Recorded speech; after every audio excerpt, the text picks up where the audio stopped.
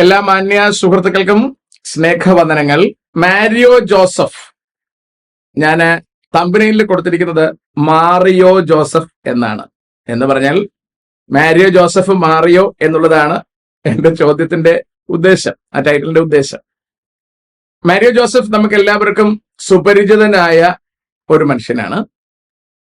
അദ്ദേഹം ഇസ്ലാമിൽ നിന്ന് ക്രിസ്തു മതത്തിലേക്ക് മതം മാറിയ ഒരാളാണ്.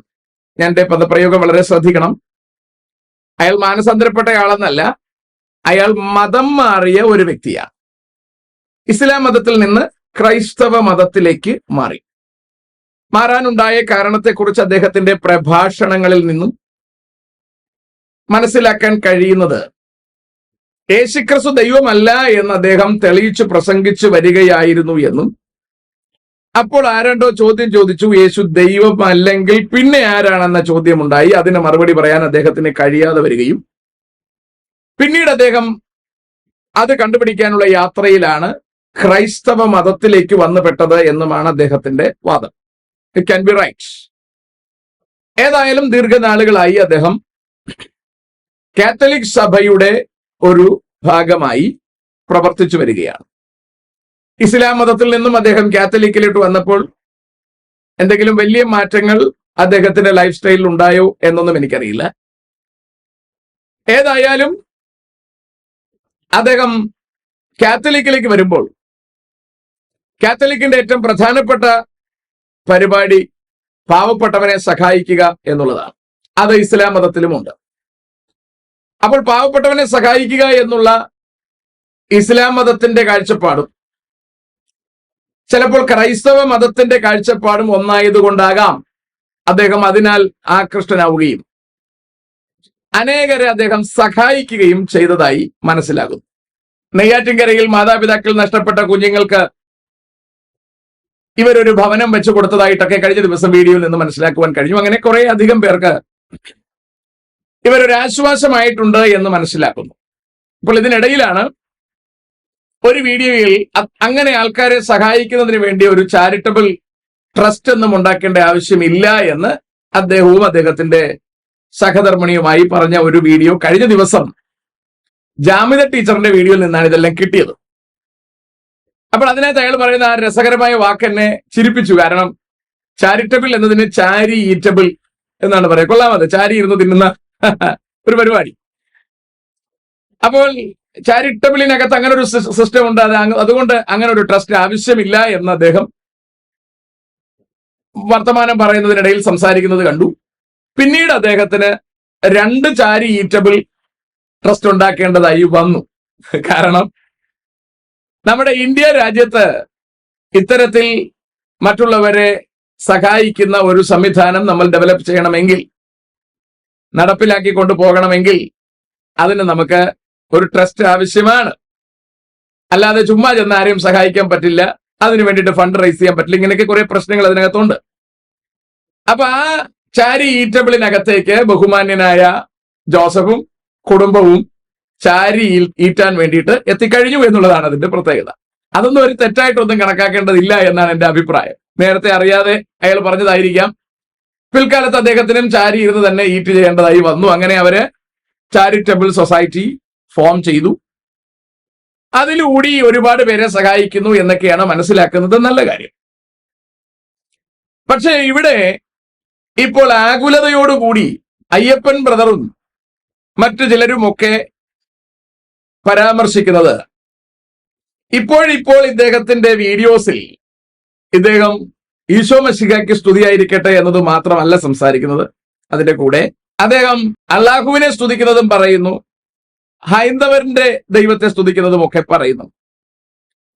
അപ്പോ ഇദ്ദേഹം ഇസ്ലാം മതത്തിൽ നിന്ന് മാറി വന്നു എന്ന് പറയുമ്പോൾ ഇയാൾ മാനസാന്തരപ്പെട്ടല്ല വന്നത് എന്നതിന്റെ വ്യക്തമായ തെളിവാണ്. പിന്നെയും അയാള് അള്ളാഹു തന്നെയാണ് ദൈവമെന്ന് പറയാൻ തയ്യാറാകുന്നു. അള്ളാഹുവിനെ നമസ്കാരം പറയാൻ അയാൾ തയ്യാറാവുന്നു. ഹൈന്ദവ ദൈവങ്ങളെയും അയാൾ പുകഴ്ത്തി പറയുന്നു. അതിനോട് ചേർത്ത് ക്രിസ്തുവിനെയും അദ്ദേഹം പുകഴ്ത്തി പറയുന്നു. അതിനോട് ചേർത്ത് എല്ലാ മതക്കാരെയും ചേർത്ത് നിർത്തിക്കൊണ്ട് എല്ലാവരിൽ നിന്നും സംഭാവനകൾ സ്വീകരിച്ചുകൊണ്ട് മനോഹരമായ നിലയിൽ അയാളുടെ ട്രസ്റ്റ് നടത്തിക്കൊണ്ട് പോകുന്നു എന്നുള്ളതാണ് എന്റെ പ്രത്യേകത.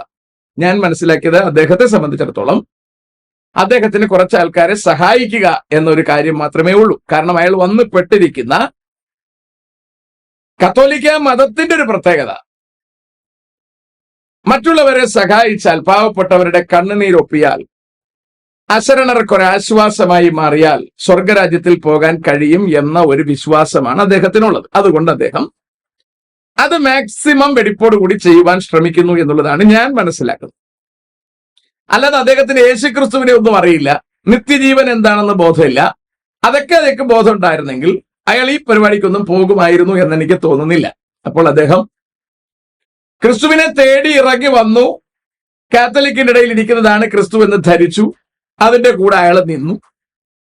ഇപ്പൊ അയാൾക്ക് മനസ്സിലായി ഖുറാനിൽ പറയുന്ന ഈസാ നബിയും കാത്തലിക്കിന്റെ ഉണ്ണി ഈശോവും ഒന്നും വ്യത്യസ്തപ്പെട്ടവരല്ല എന്ന് അദ്ദേഹത്തിന് മനസ്സിലാകും. അതുകൊണ്ട് അദ്ദേഹത്തിന്റെ പവർ കോൺഫറൻസുകളിൽ അദ്ദേഹം ഖുറാൻ നന്നായിട്ട് വിശദീകരിക്കാൻ ശ്രമിക്കുന്നു, ബൈബിളും വിശദീകരിക്കാൻ ശ്രമിക്കുന്നു, പിന്നെ ഗീതയും പൂമ്പാറ്റയും കൈ കിട്ടുന്ന എല്ലാ പുസ്തകങ്ങളും അയാൾ വിശദീകരിക്കാൻ ശ്രമിക്കുന്നു.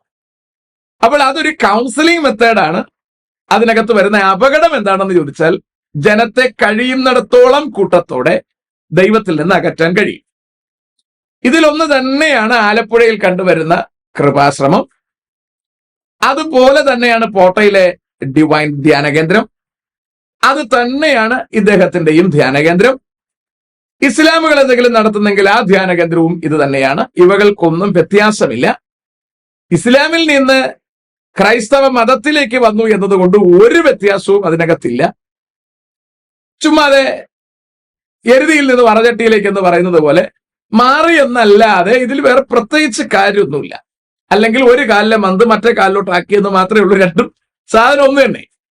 അപ്പൊ ഇതിനകത്തൊന്നും വേറെ പ്രത്യേകിച്ച് കാര്യമൊന്നുമില്ല.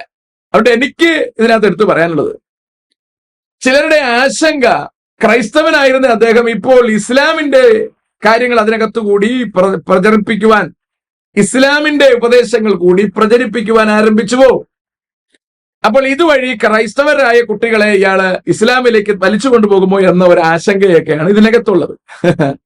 ക്രിസ്തു മതത്തിൽ നിന്ന് ഇസ്ലാം മതത്തിലേക്കോ, ഇസ്ലാം മതത്തിൽ നിന്ന് ക്രിസ്തു മതത്തിലേക്കോ ആൾക്കാർ അങ്ങോട്ടും ഇങ്ങോട്ടും മാറി എന്നതുകൊണ്ട് പിശാചിനൊരു നഷ്ടവും ഇല്ല. പിശാചിന് ഇത് ലാഭം തന്നെയാണ്. അതുകൊണ്ട് മാരിയോ ചെയ്യുന്ന ഒരു പരിപാടികൾ കൊണ്ടും ദൈവത്തിന് ഗുണമില്ല, പിശാചിന് നഷ്ടവുമില്ല. പിന്നെ ഈ ഭൂമിയിൽ ജീവിക്കുന്ന ആൾക്കാർക്ക് ഒരല്പം ആശ്വാസം കിട്ടുന്നെങ്കിൽ കിട്ടിക്കോട്ടെ. അതുകൊണ്ട് ഞാൻ ആ ഭാഗം ഒന്നും സംസാരിക്കാൻ തയ്യാറാകുന്നില്ല. ദൈവമക്കൾ ഒരു കാര്യം അറിഞ്ഞിരിക്കണം. നിത്യരാജ്യത്തിൽ പോകാൻ നിങ്ങൾ ഉദ്ദേശിക്കുന്നുവെങ്കിൽ അതിന് വിശുദ്ധ വേദപുസ്തകമാണ് അടിത്തറയായി നമ്മൾ ഉപയോഗിക്കേണ്ടത്. കർത്താവായ യേശുക്രിസ്തുവിനെയാണ് ഹൃദയം കൊണ്ട് വിശ്വസിച്ച്, രക്ഷകനായി ഹൃദയം കൊണ്ട് വിശ്വസിച്ച് വായി കൊണ്ട് ഏറ്റുപറയേണ്ടത്.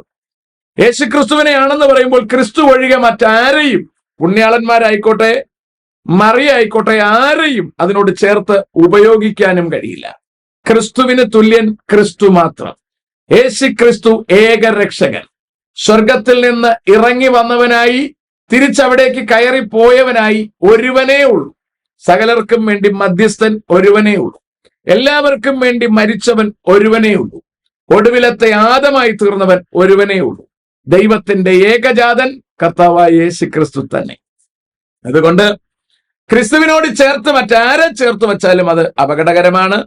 അതുപോലെ തന്നെ കഴിഞ്ഞ ദിവസങ്ങളിൽ അദ്ദേഹത്തിന്റെ പ്രഭാഷണത്തിൽ ശ്രദ്ധിച്ച ഒരു പ്രധാനപ്പെട്ട പ്രതിസന്ധി, അദ്ദേഹം ഖുറാൻ നന്നായിട്ട് അവതരിപ്പിച്ചുകൊണ്ട് ഖുറാനിലെ മറിയമാണ് ബൈബിളിലെ മറിയമെന്നും ഖുറാനിലെ ഈസാ നബിയാണ് ബൈബിളിലെ യേശുക്രിസ്തു എന്നും വരുത്തി തീർക്കുവാൻ ശ്രമിക്കുകയാണ്. ഇത് മാന്യ സുഹൃത്തുക്കൾ അറിയണം. ഇതിനുവേണ്ടി ഒരു വിശാലമായ വീഡിയോ ഇടണം എന്നാണ് എന്റെ ചിന്ത. ഞാനതിന് ശ്രമിക്കാം. വിശുദ്ധ വേദപുസ്തകത്തിൽ പറയുന്ന മറിയ അല്ല ഖുറാനിൽ പറയുന്ന മറിയ. വിശുദ്ധ വേദപുസ്തകത്തിൽ പറയുന്ന കർത്താവായ യേശുക്രിസ്തു അല്ല ഖുറാനിൽ പറയുന്ന ഈസ. ഖുറാനിൽ പറയുന്ന ഈസാക്ക് ബൈബിളിലെ യേശുക്രിസ്തുമായി യാതൊരു ബന്ധവുമില്ല. ഇത് രണ്ടും രണ്ടാണ്. ഇനി ശ്രദ്ധിക്കുക, ഖുറാനിൽ പറയുന്ന ഈസാ നബിയും ക്രിസ്തു മതക്കാരുപയോഗിക്കുന്ന ക്രിസ്തുവും ഒന്നാണ്. വളരെ ശ്രദ്ധിക്കുക, ഖുറാനിൽ പറയുന്ന ഈസാ നബിയും ക്രിസ്തു മതക്കാരുപയോഗിക്കുന്ന യേശുക്രിസ്തുവും ഒന്നാണ്. എന്നാൽ ബൈബിൾ പറയുന്ന ക്രിസ്തു വേറെയാണ്, ക്രിസ്തു മാർഗക്കാര് പറയുന്ന ക്രിസ്തു വേറെയാണ്. മാരിയോ നേരത്തെ പറഞ്ഞുകൊണ്ടിരുന്ന ഈസാ നബിയെ തന്നെയാണ് ഇപ്പോൾ മതം മാറി വന്നപ്പോൾ യേശുക്രിസ്തു എന്ന പേരിൽ അവതരിപ്പിക്കുന്നത്. അതുകൊണ്ട് വാസ്തവത്തിൽ പച്ചക്കളറിൽ നിന്ന് വെള്ളക്കളറിലോട്ട് മാറി എന്നല്ലാതെ മാരിയോ ജോസഫിന് പ്രത്യേകിച്ച് വ്യത്യാസമൊന്നും വന്നിട്ടില്ല. അദ്ദേഹത്തിന്റെ പേരിന് മാറ്റം വന്നിട്ടുണ്ട്. അദ്ദേഹത്തിന്റെ രക്ഷയും നടന്നിട്ടില്ല. അദ്ദേഹത്തിന് ആരെയും രക്ഷയിലേക്ക് നടത്തുവാനും കഴിയില്ല. ഇനി അദ്ദേഹത്തിന് അത് കഴിയണമെങ്കിൽ തിരുവഴുത്തിൽ പറയുന്ന കർത്താവായ യേശുക്രിസ്തുവിലൂടെയുള്ള നിത്യജീവൻ അദ്ദേഹം പ്രാപിക്കേണ്ടിയിരിക്കുന്നു. അത് കഴിഞ്ഞതിന് ശേഷം അദ്ദേഹം മതങ്ങളെല്ലാം വിട്ട് ക്രിസ്തുവിന്റെ മാർഗത്തിൽ ചേരേണ്ടിയിരിക്കുന്നു. അപ്പോൾ മാത്രമേ നമുക്ക് ജോസഫിനെ വചനപ്രകാരം സഭയുടെ ഭാഗമായി നമുക്ക് അംഗീകരിക്കാൻ കഴിയും. പറയുന്നതിന്റെ അർത്ഥം മനസ്സിലാവുന്നുണ്ടായിരിക്കും. ബൈബിൾ പറയുന്നത് അതേ അർത്ഥം തന്നെയാണ്. അതുകൊണ്ട് ഇപ്പോൾ അദ്ദേഹം നടത്തുന്ന ചാരിറ്റബിൾ സൊസൈറ്റിക്കൊന്നും ഒരു തകരാറുമില്ല, നല്ല കാര്യമാണ്. അദ്ദേഹം അതിലൂടെ കാശ് സമ്പാദിക്കുന്നതും കുറെ ആൾക്കാർക്ക് അത് കൊടുക്കുന്നതും പാപമൊന്നുമല്ല. ചിലരൊക്കെ പറയുന്ന അയാൾ അതിൽ നിന്ന് കാശ് വെട്ടുന്നു. അയാൾക്ക് കാശ് ഉപയോഗിക്കാം, പിന്നെ അയാൾക്ക് ഉപയോഗിക്കണ്ടേ, അയാളുടെ വയറിന് കഴിക്കണ്ടേ, അയാൾക്ക് വസ്ത്രം ധരിക്കണ്ടേ, അയാൾക്ക് വണ്ടി വേണ്ടേ, ഇതെല്ലാം ഉപയോഗിക്കാം. അയാൾ മറ്റുള്ളവർക്ക് കൊടുക്കുന്നുണ്ടെങ്കിൽ, 10 പേർക്ക് കൊടുക്കാന്ന് പറഞ്ഞപ്പോ ആ കാശ് മേടിച്ചിട്ട് 5 പേർക്കെങ്കിലും കൊടുക്കുന്നുണ്ടെങ്കിൽ അത് നല്ലതെന്നാണ് എന്റെ അഭിപ്രായം. അയാൾ അത് ചെയ്യട്ടെ. മതം മാറി എന്ന കാരണത്താൽ അദ്ദേഹത്തിന് ഒരുപാട് എതിർപ്പുണ്ടായിട്ടുള്ളതൊക്കെ ആയിട്ട് അയാൾ നേരത്തെ പരാമർശിച്ചിട്ടുണ്ട്. പക്ഷേ ഇപ്പൊ എതിർപ്പ് കുറഞ്ഞിരിക്കുന്നു. അപ്പൊ ചാരിറ്റബിൾ സൊസൈറ്റിക്ക് ഇസ്ലാമിന്റെ ഭാഗത്തുനിന്ന് നല്ല രീതിയിൽ ഫണ്ടിങ് ഉണ്ടായിട്ടുണ്ടോ എന്ന് എനിക്കറിയില്ല. ഉണ്ടായിട്ടുണ്ടെങ്കിൽ അതിനെ ഉപയോഗിച്ചുകൊണ്ട് അദ്ദേഹം മറ്റുള്ളവരുടെ കണ്ണുനീർ തുടയ്ക്കുന്നെങ്കിൽ അതിന് തെറ്റൊന്നുമില്ല. കാരണം ഇസ്ലാമും ക്രിസ്തു മതവും തമ്മിൽ ഒരു വ്യത്യാസവുമില്ല. ചേട്ടൻ അനിയന്മാരാണ്, രണ്ടുപേർക്കും ഒരുമിച്ച് നിൽക്കാവുന്നതാണ്. യാതൊരു തകരാറും അക്കാര്യത്തിലില്ല. പക്ഷേ ഇതിനകത്ത് ശ്രദ്ധിക്കുന്ന ജനം തിരിച്ചറിയേണ്ടുന്ന ഒറ്റ കാര്യം, ഇത് ക്രിസ്തീയമല്ല, ഇത് ആത്മീകമല്ല, ഇത് ക്രിസ്തുവുമായി ബന്ധപ്പെട്ടതല്ല, ഇതുവഴി കയറി നിത്യരാജ്യത്തിൽ പോകാൻ സാധ്യവുമല്ല. ഇത്രയും കാര്യങ്ങൾ മാത്രം നിങ്ങൾ മനസ്സിലാക്കിയിരുന്നാൽ മതി. അതുകൊണ്ട് അദ്ദേഹത്തിന്റെ ബിസിനസ്സുകൾ അത് അനുഗ്രഹിക്കപ്പെടട്ടെ, അത് അനേകർക്ക് ആശ്വാസമായി മാറട്ടെ. ചിലർക്കെങ്കിലും മഴ നനയാതെ കിടക്കാനുള്ള സൗകര്യം ചെയ്തു കൊടുക്കുവാൻ അവർക്ക് കഴിയുമെങ്കിൽ അത് നടക്കട്ടെ. അതിനൊന്നും ഒരു തിന്മയായി നമ്മൾ കാണേണ്ടതില്ല. നമ്മളും ആർക്കും ഒന്നും കൊടുക്കുന്നില്ല, കൊടുക്കുന്നവരെങ്കിലും കൊടുക്കട്ടെ എന്നാണ് എനിക്ക് പറയാനുള്ളത്. ചിലരുടെയെങ്കിലും കണ്ണുനീർ തുടയ്ക്കുവാൻ അവരുടെ ഫെലോ കാലിയോയ്ക്ക് കഴിയുമെങ്കിൽ അത് നല്ലത് തന്നെയാണ്. അത് പിന്നെയും വളരട്ടെ. പക്ഷേ മാരിയോ ജോസഫ് മാനസാന്തരപ്പെട്ടിരുന്നെങ്കിൽ കൊള്ളായിരുന്നു. അദ്ദേഹവും കുടുംബവും ചെയ്യുന്ന സുവിശേഷ പ്രവർത്തനങ്ങൾക്ക് അനുഗ്രഹം ഉണ്ടാകുമായിരുന്നു. അവർ നിത്യതയ്ക്കുള്ളത് കരുതിയിരുന്നുവെങ്കിൽ. വചനം പറയുന്നു, അല്ലല്ല മാനസാന്തരപ്പെടാഞ്ഞാൽ നിങ്ങളെല്ലാവരും അങ്ങനെ തന്നെ നശിച്ചു പോകും എന്ന്. അതുകൊണ്ട് മാനസാന്തരപ്പെടാതെയുള്ള മതം മാറ്റം ഗുണകരമായതല്ല എന്നുള്ളത് വ്യക്തമായ കാര്യമാണ്. അവർ ഇസ്ലാം മതത്തിൽ നിന്നപ്പോൾ വിഗ്രഹത്തിന്റെ മുമ്പിൽ വണങ്ങുക പതിവില്ലായിരുന്നു. പക്ഷെ ഇപ്പോൾ അവർ വിഗ്രഹത്തിന്റെ മുമ്പിൽ വണങ്ങേണ്ടി വരികയാണ്. ഇവകളൊക്കെ വിട്ട് ഒരു മാനസാന്തര അനുഭവത്തിലേക്ക്, തിരുവെഴുത്ത് പറയുന്ന തരത്തിലുള്ള ഒരു മാനസാന്തരത്തിലേക്ക്, തിരുവെഴുത്തിലെ ക്രിസ്തുവുമായി ചേർന്ന് ജീവിക്കുവാൻ നിങ്ങൾക്ക് ഭാഗ്യമുണ്ടാകട്ടെ എന്ന് ആശംസിക്കുന്നു. ഇത്രയും കഷ്ടപ്പെട്ട് ഈ മതത്തിലേക്ക് ചേക്കേറിയ നിങ്ങൾ മതമില്ലാത്ത അനുഭവത്തിലേക്ക് എല്ലാം കൂടി കുഴച്ചുണ്ണുന്ന ഒരു പരുവത്തിലേക്ക് പോകുന്നത് അപകടകരമായ യാത്രയാണ്. ഈ പോക്ക് തൽക്കാലത്തേക്ക് ഇവിടെ പിടിച്ചു നിൽക്കുവാനുള്ള ഒരു ജിമിക്കായിട്ട് കാണുവാൻ നിവൃത്തിയുള്ളൂ. ഇത് മറ്റുള്ളവർ അനുകരിക്കരുത്, അത് അപകടം ഉണ്ടാക്കും. ഇവരെ കുറിച്ചാണ് വിശുദ്ധ വേദപുസ്തകത്തിൽ പത്രോസ് ലേഖൻ 2-ാം ലേഖനത്തിൽ പറയുന്നത്. എന്നാൽ കള്ളപ്രവാചകന്മാരും ജനത്തിന്റെ ഇടയിൽ ഉണ്ടായിരുന്നു. അങ്ങനെ നിങ്ങളുടെ ഇടയിലും ദുരുപദേഷ്ടാക്കന്മാരുണ്ടാകും. ഇപ്പോൾ മാരിയോ ഉപദേശിച്ചുകൊണ്ടിരിക്കുന്ന എല്ലാം ദുരുപദേശമാണ്. ഇസ്ലാമിന്റെ അതിനകത്ത് ചേർക്കുന്നുണ്ട്, ഹൈന്ദവരുടെ അതിനകത്ത് ചേർക്കുന്നുണ്ട്, ക്രിസ്തു മതത്തിൻ്റെത് ചേർക്കുന്നുണ്ട്, ബൈബിളിൽ നിന്ന് ഓരോ സ്പൂൺ അതിനകത്ത് ചേർക്കുന്നുണ്ട്, ആൾക്കാരെ പറ്റിക്കാൻ വേണ്ടി മാത്രം. എന്ന് പറഞ്ഞാൽ ഐസ്ക്രീമിന്റെ മുകളിൽ ചെറിയോ മുന്തിരിയോ എന്തെങ്കിലും വെക്കുന്നത് പോലെ ഒരെണ്ണം വെച്ച് ആകർഷിക്കാൻ വേണ്ടി മാത്രം നടത്തുന്ന ഒരു തന്ത്രമാണിത് എന്നത് തിരിച്ചറിയണം. പിശാചിന്റെ തന്ത്രങ്ങളെ നിങ്ങൾ അറിയാത്തവരല്ലല്ലോ എന്ന് ബൈബിൾ പറയുന്നത് നിങ്ങൾ തിരിച്ചറിഞ്ഞാൽ ഗുണം ചെയ്യും എന്ന് ഞാൻ കരുതുന്നു. അടുത്ത് പറയാണ്, അവർ നാശകരമായ മതഭേദങ്ങളെ നുഴയിച്ച് തങ്ങളെ വിലയ്ക്ക് വാങ്ങിയ നാഥനെ തള്ളിപ്പറഞ്ഞ് തങ്ങൾക്ക് തന്നെ ശീഘ്രനാശം വരുത്തും. മാന്യ സുഹൃത്തുക്കളെ, പെട്ടെന്നുണ്ടാകുന്ന നാശം നിങ്ങൾക്ക് തന്നെ വരാതിരിക്കേണ്ടതിന് കരുതലോടെ കാത്തിരിക്കുവാൻ ഈ സമയത്ത് നിങ്ങളെ പ്രബോധിപ്പിക്കുവാൻ കഴിയുന്നതിൽ വളരെയധികം സന്തോഷമുണ്ട്. അവരുടെ ദുഷ്കാമ പ്രവർത്തികളെ പലരും അനുകരിക്കും. ഇപ്പോൾ ഇവർ കാണിച്ചുകൊണ്ടിരിക്കുന്ന ദുഷ്കാമം, ദുരാഗ്രഹത്തിന്റെ പ്രവർത്തികളെ പലരും അനുകരിക്കും. ഇതിനകത്ത് കൊള്ളാന്നുള്ളൊരു ഭാഗമുണ്ട്. ഞാൻ പറഞ്ഞില്ലേ, മറ്റുള്ളവരുടെ കണ്ണുനീർ ഒപ്പുവാൻ കഴിയുന്നെങ്കിൽ അത് നല്ലൊരു കാര്യം തന്നെയാണ്. പക്ഷെ മറ്റുള്ളവരുടെ കണ്ണുനീർ ഒപ്പിയത് കൊണ്ട് സ്വർഗത്തിൽ പോകാമെന്ന് തെറ്റിദ്ധരിക്കുന്നു എങ്കിൽ ബിബിളിക്കലി ദാറ്റ് ഈസ് റോങ്. അത് വളരെ കൃത്യമായിട്ട് തിരിച്ചറിയണം. മാനസാന്തരപ്പെടാതെ, വീണ്ടും ജനിക്കാതെ, ആമേൻ ആമേൻ, ഞാൻ നിങ്ങളോട് പറയുന്നു, പുതുതായി ജനിച്ചില്ല എങ്കിൽ സ്വർഗരാജ്യം കാണുവാൻ ആർക്കും കഴിയുകയില്ല. ആ വാക്യപ്രയോഗങ്ങൾ കർത്താവായ യേശുക്രിസ്തു നിക്കോദിമോസിനോട് വളരെ സ്ട്രോങ് ആയി സംസാരിക്കുകയാണ്. വെള്ളത്താലും ആത്മാവിനാലും പുതുതായി ജനിച്ചില്ല എങ്കിൽ സ്വർഗരാജ്യം കാണുവാൻ ആർക്കും കഴിയുകയില്ല. മാന്യസുഹൃത്തുക്കളെ, മതം മാറിയത് കൊണ്ട് സ്വർഗരാജ്യത്തിലെത്താൻ കഴിയുകയില്ല. എന്തെങ്കിലും പുണ്യപ്രവർത്തികൾ ചെയ്തതുകൊണ്ട് സ്വർഗരാജ്യത്തിലെത്താൻ കഴിയുകയില്ല. വചനം പറഞ്ഞാണ്ടോ, അവരുടെ ദുഷ്കാമ പ്രവർത്തികരെ പലരും അനുകരിക്കും.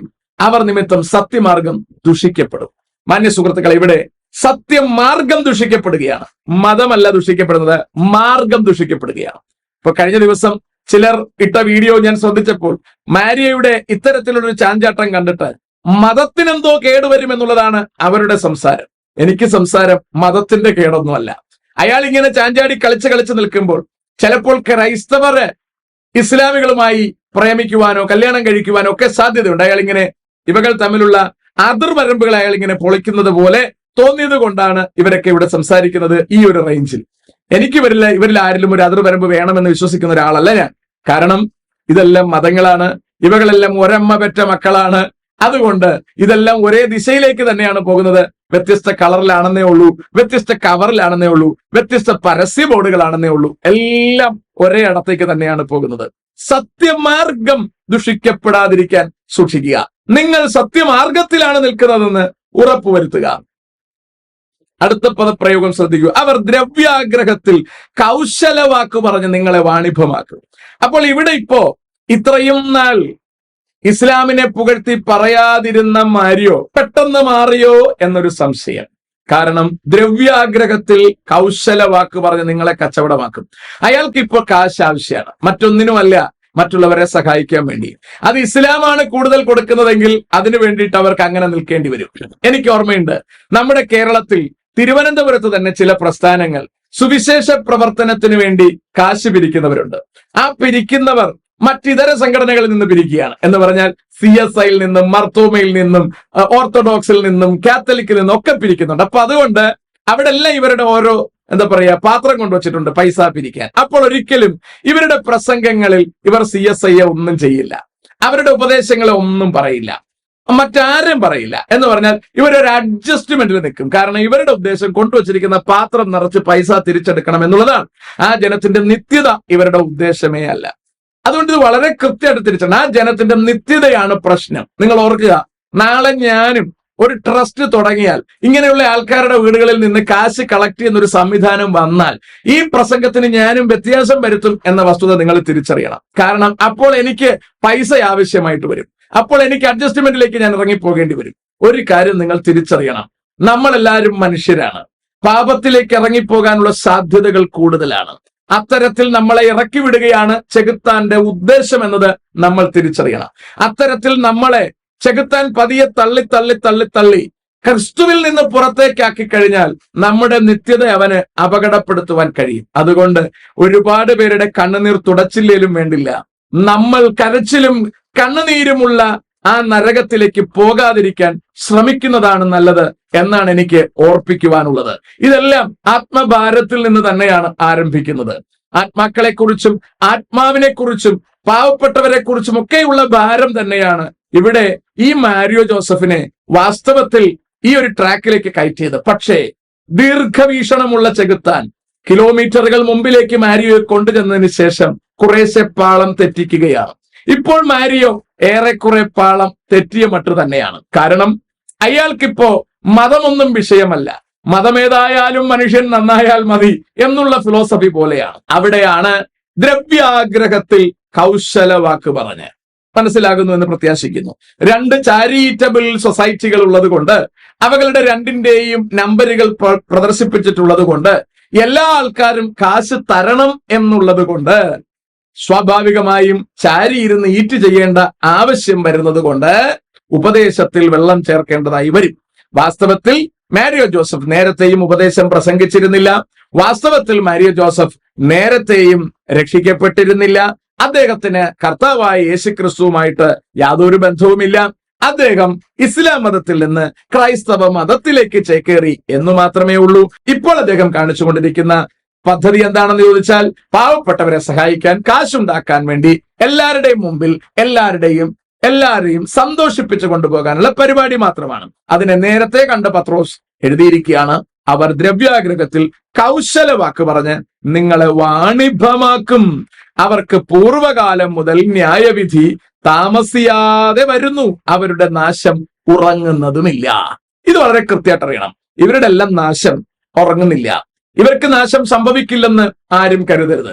റോമൻ കാത്തലിക്കാരൻ പറയും, ഈ പാവപ്പെട്ട ഒരുത്തനെ, ഞാൻ നഗ്നനായിരുന്നു, നിങ്ങൾ എന്നെ ഉടുപ്പിച്ചു, ഞാൻ വിശന്നിരുന്നു, നിങ്ങൾ എന്നെ കഴിപ്പിച്ചു, അതുകൊണ്ട് ഈ പാവപ്പെട്ടവനെ ചെയ്തത് കൊണ്ട് അതിന്റെ ഗുണം ഉണ്ടാകുമെന്ന് പറയും. വാസ്തവത്തിൽ മത്തായി സുവിശേഷം 25-ാം അധ്യായത്തിൽ പറയുന്ന ആ വചനം എന്താണെന്ന് തിരിച്ചറിവില്ലാത്തത് കൊണ്ടാണ് നിങ്ങൾ ഇതൊക്കെ സംസാരിക്കുന്നത്. ലോകമഹായുദ്ധത്തിൽ, വരാനിരിക്കുന്ന ലോകമഹായുദ്ധത്തിൽ, അതായത് ഇസ്രായേലിന് സംഭവിക്കാനിരിക്കുന്ന മഹാപീഡകാലത്തിൽ ഇസ്രായേലിനെ സംരക്ഷിക്കുന്ന ജനത്തിന് കൊടുക്കുന്ന ഒരു കരുതലിനെ കുറിച്ചാണ് മത്തായി സുവിശേഷം 25-ാം അധ്യായത്തിൽ സംസാരിക്കുന്നത്. അല്ലാതെ നമ്മൾ ഇവിടെ പാവങ്ങൾക്ക് കൊടുക്കുന്ന എന്തെങ്കിലും സംഭാവന കൊണ്ട് സ്വർഗരാജ്യത്തിൽ ചെന്ന് കയറിക്കൊള്ളാമെന്ന് ആരും പ്രതീക്ഷിക്കരുത്, ആരും തെറ്റിദ്ധരിക്കരുത്. അതുകൊണ്ട് പാവങ്ങൾക്ക് കൊടുക്കരുതെന്നല്ല. ആദ്യം നമ്മൾ രക്ഷിക്കപ്പെടണം, എന്നിട്ട് പാവങ്ങളെ സഹായിക്കണം. അത് നല്ലതാണ്. പാവങ്ങളെ സഹായിക്കാൻ വേണ്ടി രക്ഷിക്കപ്പെടാതെ നിന്ന് കൈക്കളികൾ കളിച്ചാൽ വിജയിക്കുമെന്ന് ആരും പ്രതീക്ഷിക്കരുത് എന്നാണ് എനിക്ക് ഓർപ്പിക്കുവാനുള്ളത്. ഇവിടെ പറഞ്ഞോ, അവരുടെ നാശം ഉറങ്ങുന്നതുമില്ല.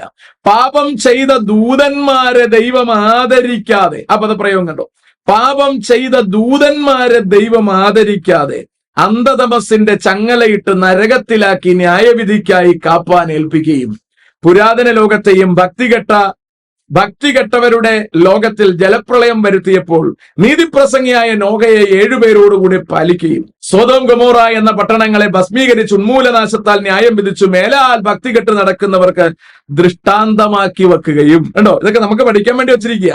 അധർമ്മികളുടെ ഇടയിൽ വസിച്ചിരിക്കുമ്പോൾ നാൾ തോറും അധർമ്മ പ്രവർത്തി കണ്ടും കേട്ടും തന്റെ നീതിയുള്ള മനസ്സ് നൊന്ത് അവരുടെ ദുഷ്കാമ പ്രവർത്തിയാൽ വലഞ്ഞുപോയ നീതിമാനായ ലോത്തിനെ വിടുവിക്കുകയും ചെയ്യും. കണ്ടോ, വളരെ കൃത്യമായിട്ട് പറയാ. രണ്ട് ഗ്രൂപ്പിനെ കുറിച്ച് അവിടെ എടുത്തു പറയാ. ഒന്ന്, പാപം ചെയ്ത ദൂതന്മാരെ ദൈവം ആദരിച്ചില്ല. 2, പുരാതന ലോകത്തെ ദൈവം ആദരിച്ചില്ല.